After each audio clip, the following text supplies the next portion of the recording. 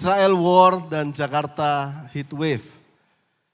Minggu lalu kita dikejutkan dengan tiba-tiba Israel menyatakan perang dengan Hamas dan kita mengetahui cerita tentang Hamas masuk tiba-tiba ke area Israel lalu tiba-tiba menyerang Israel dan setelah itu rudal-rudal masuk dan Israel membalas dengan luar biasa gencar juga. Semua pasokan listrik dimatikan dan Perdana Menteri Israel menyatakan perang. Dan diketahui korban orang Yahudi yang meninggal adalah korban terbanyak sejak berdirinya Israel tahun 1948. Jadi ini bukan peristiwa main-main, ini peristiwa besar. Dan kita tahu bahwa Israel adalah jamnya Tuhan. Jamnya Tuhan buat dunia ini. Dan kita juga tahu tiba-tiba dunia dilanda global warming yang luar biasa panas, termasuk Jakarta. Kemarin saya baca, kalau saudara baca Google, El Nino yang membuat panas ini akan bertahan kurang lebih sampai Februari 2024. Jadi tidak sampai berhenti di November, terus dia sampai Februari. Jadi saudara yang suka sunshine, ya belilah baju-baju yang santai sampai Februari. Kita menikmati panas ini. Nah, jadi apa firman Tuhan? Nah, ini ada ayatnya. Mari kita lihat ayatnya. Mari kita baca 1, 2, 3. Karena kamu sendiri tahu benar-benar bahwa, mari kita baca bersama-sama, bahwa hari Tuhan datang seperti pencuri pada malam.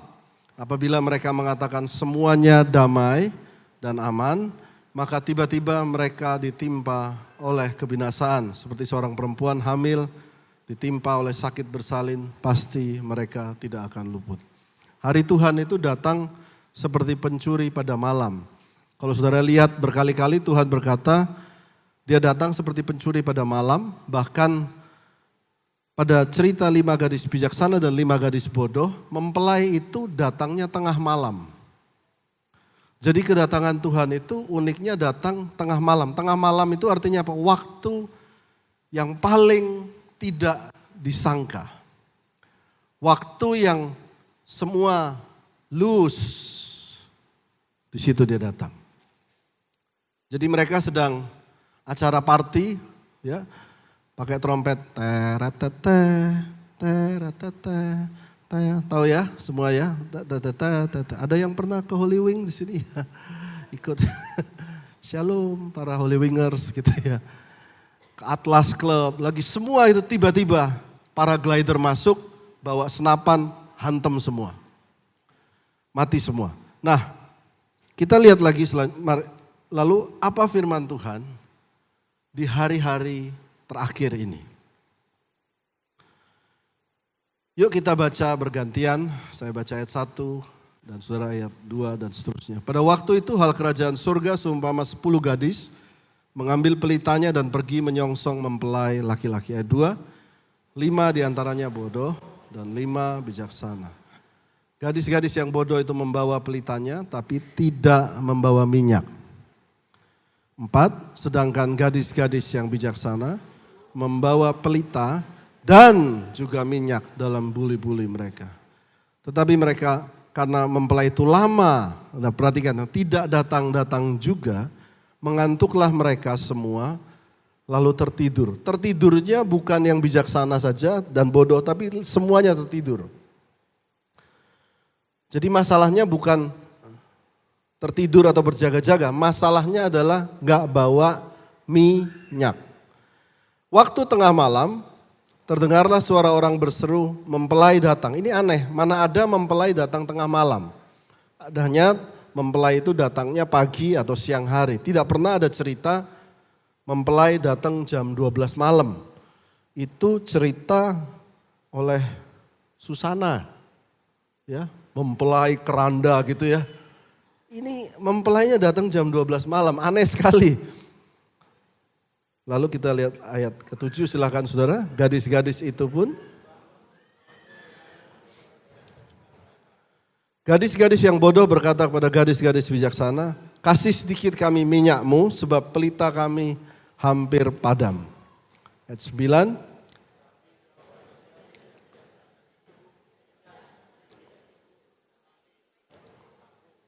Lebih baik kamu pergi kepada penjual minyak dan beli di situ. Nah, ayat 10 menarik. Akan tetapi waktu mereka sedang pergi untuk membeli kepada penjual minyak, datanglah mempelai itu dan mereka telah siap-siap sedia masuk bersama-sama dengan dia ke ruang perjamuan kawin, lalu pintu ditutup. Jadi waktu dia mau pergi, sudah keburu datang mempelainya. Jadi mereka lari lagi ke perjamuan kawin itu dan ternyata sudah ditutup. Ayat ke-11 saudara, kemudian bukakanlah kami pintu. Tetapi ia menjawab, aku berkata kepadamu, sesungguhnya aku tidak mengenal kamu. Loh, ini mempelai kok tidak mengenal? Bagaimana sih? Tidak mengenal. Dalam hal apa? Apa hubungannya mempelai tidak mengenal dengan minyak tadi? Hanya dua kondisi di sini. Ternyata dia mengenal hanya karena ada minyak atau tidak ada minyak. Ayat 13 mari kita baca bersama-sama. Karena itu berjaga-jagalah sebab kamu tidak tahu akan hari maupun akan saatnya. Ceritanya adalah kehabisan minyak, lalu mau pergi ke tukang beli minyak, tukang minyak, mau dibeli. Belum sempat beli, datang lagi, pintu ditutup, mempelainya tidak mengenalnya. Minyak itu ternyata di sini, saudara harus catat ini baik-baik. Di hari-hari terakhir, minyak itu ternyata berbicara tentang, mari saudara lihat ya urutannya ya. Tuhan itu datang di tengah malam. Di saat-saat di mana iman paling tidak ada, dia muncul. Di saat di mana saudara pikir semuanya sudah teratur, ini tidak butuh Tuhan, semuanya bisa teratur secara manusia, semua by human. Disitulah malam itu datang. Di saat paling tinggi di mana kita berasa kita tidak perlu Tuhan, di situ mempelai itu datang. Jadi minyak itu apa? Yang pertama baca bersama saya 1, 2, 3. Percaya Tuhan itu ada. Yang kedua, minyak itu apa? Ada kuasa Tuhan di atas logika kita. Yang ketiga, percaya bahwa masih ada mujizat. Itu adalah minyak. Faith. Kadang-kadang kita sudah capek sama hidup ini sehingga kita kehilangan percaya Tuhan, kita kehilangan bahwa Tuhan masih bergerak lebih di atas daripada logika kita. Kita sudah tidak percaya ada mujizat di tahun 2023 ini. Hati-hati, itu minyak saudara sedang habis. Kalau saudara mau menjadi orang-orang yang Tuhan bilang, aku masih mengenal engkau. Ingat ini, mari kita baca sekali lagi 1, 2, 3. 1, percaya Tuhan itu ada. 2, ada kuasa Tuhan di atas logika kita. 3, percaya masih ada mujizat. Berikan tepuk tangan buat Tuhan Yesus. Masih ada mujizat. Saudara lihat baik-baik. 3 alasan tadi saya landasi dengan 3 dasar firman Tuhan. Lihat dari 1 Raja-Raja 17 ayat 14. Tepung dalam tempayan itu tidak akan habis dan minyak dalam buli-buli. Sama persis dengan 5 gadis bodoh itu, 5 gadis bijaksana membawa buli-buli, kata-kata yang sama, buli-buli minyak. Tidak akan berkurang sampai waktu Tuhan memberi hujan atas muka bumi. Dalam kekeringan, minyak dalam buli-buli seorang janda itu mengalir terus.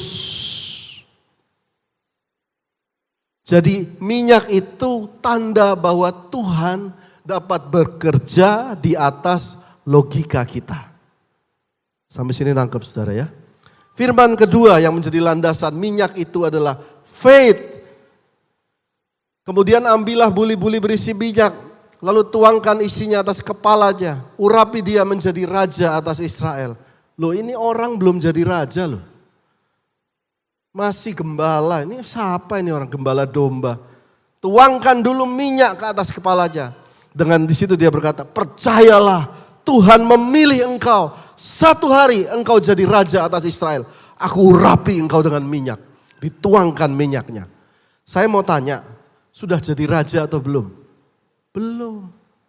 Tapi waktu minyak itu dituangkan, di situ ada iman. Dia percaya bahwa Tuhan bisa mengatur masa depannya. Jadi minyak itu ada faith, ada unsur Tuhan di situ. Lalu ayat ketiga dasarnya, mari saudara baca dengan keras Markus 6 ayat 13. Dan mereka mengusir banyak setan dan mengoles banyak orang sakit dengan minyak dan menyembuhkan mereka. Kalau orang sakit ke dokter kan?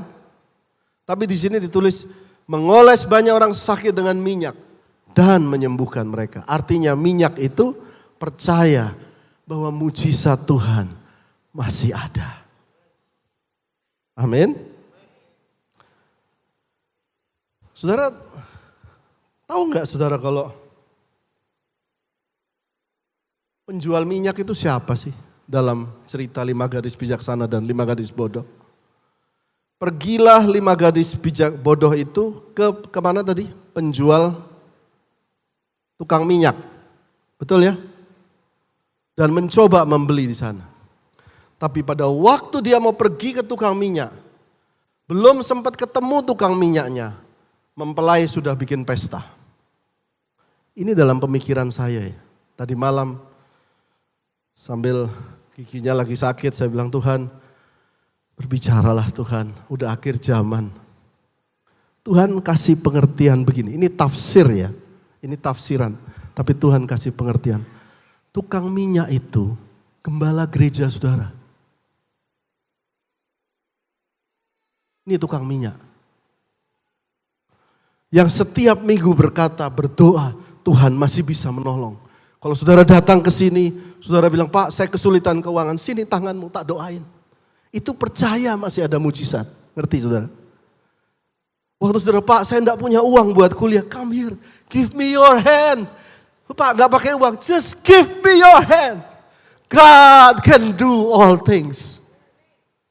Buktinya ada yang dapat beasiswa 2. Sampai sini saudara tangkap. Tukang minyak itu, ya gembala-gembala, Ryan yang tadi nyanyi. I exalt thee. Nah perhatikan baik-baik, waktu dia cari tukang minyak itu, cari Marsya, cari Dodo. Saudara pada hari terakhir itu, waktu saudara mau cari tukang minyak, hilang tukang minyaknya. Saya tanya sama Tuhan, kemana tukang minyaknya? Ya tak ambil dulu.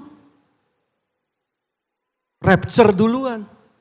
Tukang minyaknya sudah ikut masuk dalam pesta perjamuan anak domba. Sampai sini sudah nangkap. Waktu saudara mau lari ke gereja pada hilang. Semua duluan. Pemusik, pelayan, semua di sini. Petugas asyir, Pak Gosali, semua. Wawan, mana? Tukang minyaknya mana?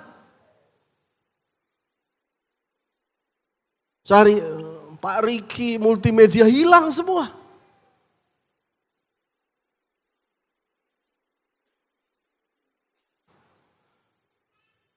Ingat minyak itu. Percaya Tuhan masih ada. Katakan amin. Firman selanjutnya bagian terakhir. Ada seorang bernama Asaf. Coba katakan bersama saya Asaf. 1, 2, 3. Asaf. Asaf ini adalah orang yang namanya ditulis di kitab Mazmur. Tidak banyak orang ditulis di kitab Mazmur. Daud ada, tapi Asaf ini muncul Mazmur 77 dan Mazmur 78. Asaf ini berkata begini, pada hari kesusahanku, aku mencari Tuhan. Malam-malam tanganku terulur, tidak menjadi lesu. Saya singkat beberapa ayat saja, tapi kalau saudara baca ayat selanjutnya, Asaf ini berkata begini. Aku mencarimu Tuhan, tapi seakan-akan engkau tidak menjawab aku. Di manakah engkau Tuhan? Di mana engkau? Orang-orang menjelekkan aku Semuanya menjelekan aku. Where are you my God? Kata Asaf. Asaf ini berarti menuliskan dia adalah orang biasa yang juga mengalami pergumulan di dalam hidupnya. Tetapi ayat ke-7 dia menulis seperti ini, mari kita baca yang bagian bawah 1, 2, 3. Asaf berkata begini, aku sebut-sebut pada waktu malam dalam hatiku, aku merenung dan rohku mencari-cari. Dikatakan rohku waktu malam, waktu aku susah. My spirit itu mulai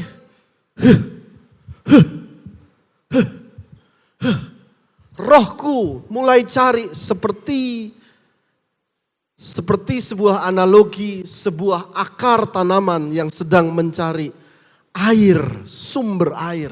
Dia mulai kemana ya, kemana ya, kemana ya, kemana. Hal inilah yang menjadi pesan gereja buat kita semua di dalam hari-hari kesusahan di masa yang akan datang ini. Biarlah roh kita mencari-cari akan Tuhan.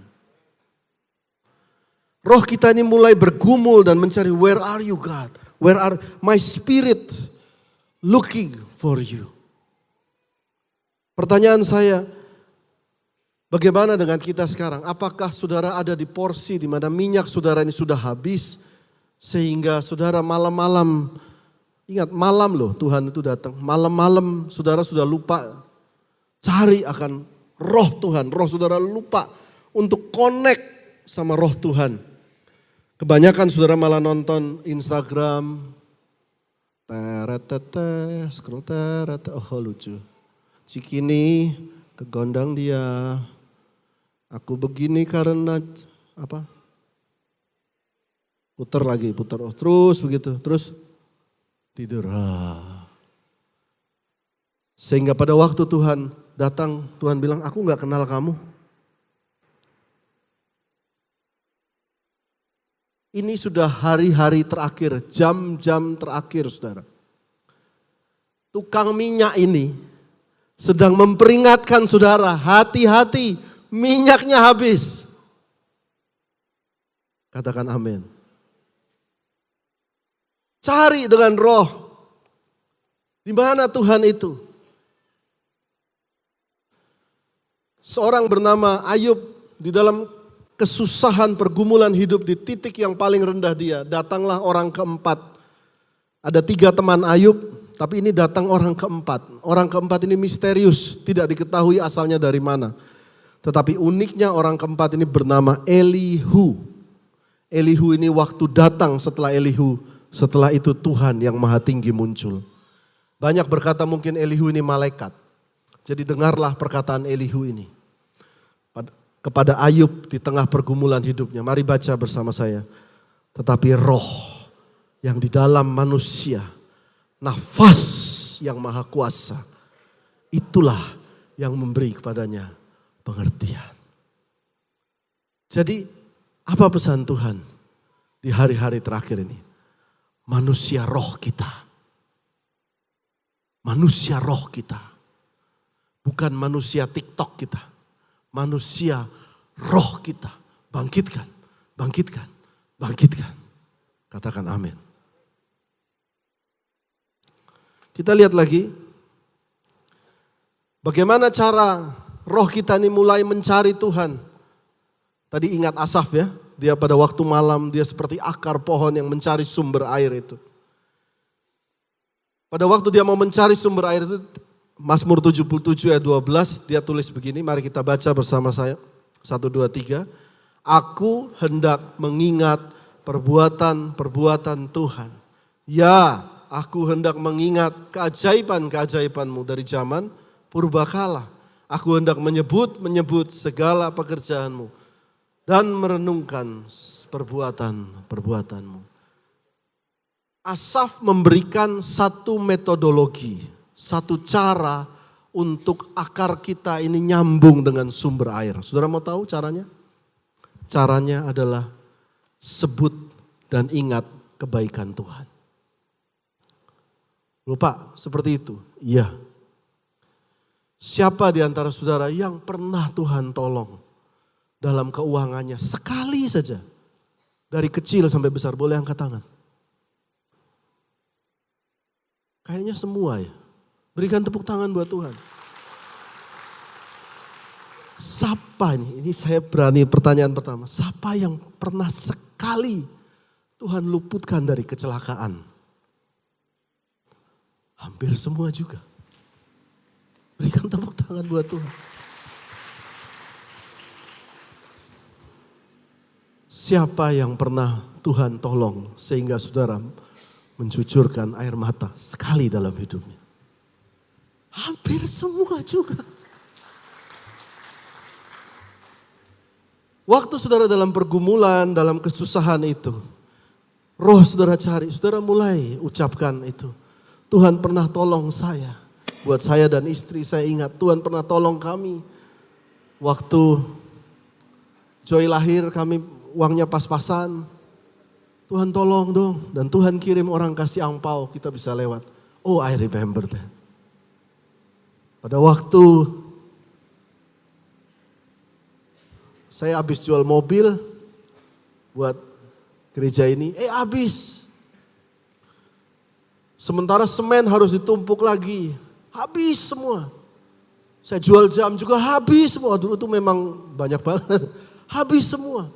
Jemaat waktu itu juga sudah angkat tangan. Tiba-tiba ada orang kirim, gak tahu dari mana, 400 juta. Saya ingat itu. Waktu kita mengalami hal seperti itu, ingat Tuhan. Saudara dalam pergumulan saudara mulai ingat akan kebaikan Tuhan. Maka roh saudara mulai nyambung dan roh Allah memberikan pengertian, pertolongan Tuhan mulai ada lagi dalam kehidupan kita. Itu minyak saudara mulai nambah. Yang terakhir, saya mau ingatkan saudara, jangan seperti bangsa Israel. Asaf menuliskan seperti ini. Tuhan, aku janji tidak akan seperti bangsa Israel. Tuhan kasih dia banjir mana, roti ketumbar. Mereka jawab, oh Tuhan kasih roti ketumbar. Bisa gak dia kasih saya daging? Oh Tuhan bisa keluarkan air daripada batu. Bisa gak dia kasih saya makanan yang berlimpah juga? Selalu mencari celah dalam hidup. Itu dipastikan minyak saudara akan cepat habis. Oh Tuhan kasih saya istri saya cantik tapi sekarang udah gemuk. Oh anak saya pintar tapi anak lain lebih pintar. Stop doing that. Tidak pada jemaat ini ya Tuhan. Tidak pada kita semua. Mari kita lihat ayat ini. Lihatlah seperti Paulus, orang yang mempertahankan minyaknya. Yang sampai akhir dia berkata, aku menyelesaikan pertandinganku. Selesai sampai finish. Dia berkata seperti ini, mari baca bersama saya 1, 2, 3. Dalam segala hal kami ditindas, namun tidak terjepit. Ada ujungnya saudara. Saudara lihat gak? Dalam segala hal kami ditindas, namun masih gak terjepit. Jangan dibalik. Beda loh depan sama belakang kalau saudara rubah. Kalau saudara berkata, kami sih sering terjepit sih. Tapi ya ditindas terus. Ditindas terus sama istri, sama bos. Belajar seperti Paulus. Dalam segala hal kami ditindas, namun tidak terjepit. Kami habis akal, namun tidak putus asa. Kami dianiaya, tapi tidak ditinggalkan. Kami dihempaskan manusia, namun tidak binasa. We will survive. Berikan tepuk tangan buat Tuhan. Dengar saudara, ini penjual minyak, kita gak tahu kapan sampai ada di depan saudara. Saya mau encourage saudara untuk rubah kata-kata saudara hari ini. Memang susah ekonomi, namun Tuhan membuat kami survive. Katakan amin. Memang mahal biaya kuliah anak-anak, namun Tuhan akan memberkati anak-anak kami. Gak tahu caranya gimana, but I believe.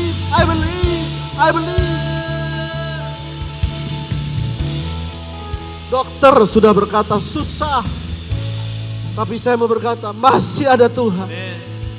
Masih ada Tuhan. Saudara tahu saya ngomong apa ini dari tadi bos? Saya ini sedang jual minyak. Ambil minyaknya. Karena gak selamanya minyak ini dijual. Mari berikan tepuk tangan buat Tuhan Yesus.